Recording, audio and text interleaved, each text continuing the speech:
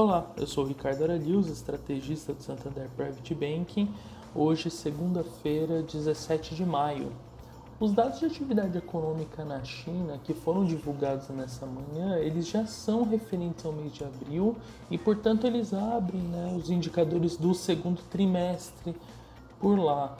E o fato é que, apesar deles estarem ainda num nível bastante elevado, de expansão, ela foi menor do que as expectativas e mostra um crescimento mais moderado em relação ao que a gente viu no primeiro trimestre de 2021, que foi uma expansão realmente bastante significativa, tanto da produção industrial como do setor de varejo também. Tá? E isso, obviamente, nessa manhã acaba alimentando um pouco uma aversão ao risco, e as bolsas estão caminhando ali numa ligeira queda nessa manhã, tá? Lembrando que na última sexta-feira a gente teve uma recuperação de fato mais forte, dos ativos lá de fora. Isso não impediu que as bolsas tivessem, um recuo na semana como um todo, mas de qualquer maneira, por conta do movimento da sexta-feira, esse recuo ele foi menor do que a gente chegou a ver ali em meados da semana. E essa oscilação dos ativos, ela ainda está bastante vinculada, àqueles receios em relação à inflação, principalmente nos Estados Unidos, mas de maneira geral também no mundo. E nessa semana, na agenda de indicadores, de eventos, a gente vai ter a ata do último encontro do Federal Reserve, que é o Banco Central Americano. E nela deve ter muito, de maneira mais esmiuçada, os detalhes que motivaram os membros do comitê a manterem aquela visão de que essas leituras de inflação mais elevadas nesse momento, elas devem ser transitórias, e que de fato é preciso, para a recuperação consistente da atividade econômica, principalmente nos Estados Unidos, mais tempo, com esses programas de estímulo ainda bastante robusto, para que a economia ela de fato se solidifique e cresça de maneira mais robusta.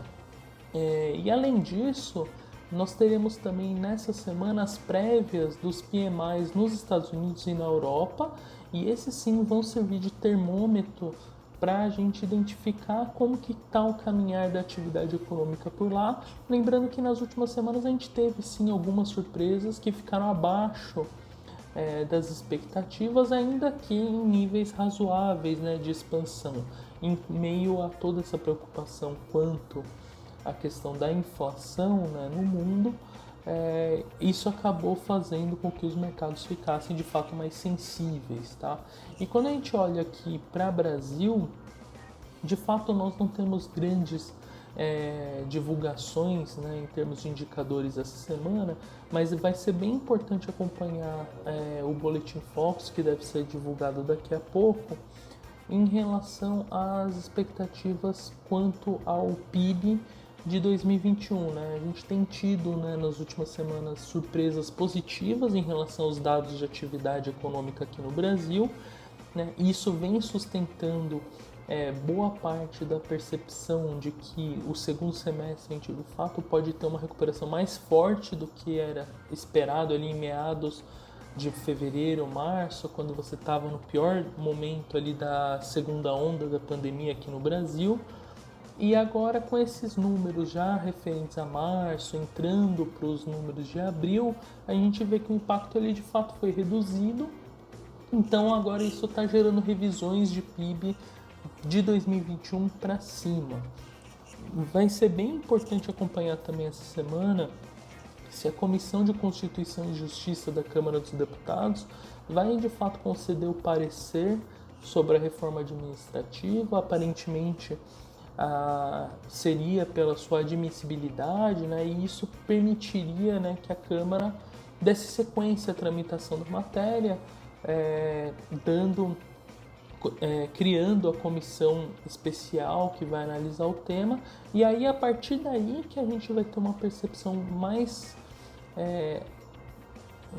uma percepção melhor sobre se a reforma ela, de fato tem boas chances de ser aprovada ou não, até porque nesse momento que os grupos de interesse ali que estão envoltos, que são afetados pela matéria, estão discutindo e tratando desses temas.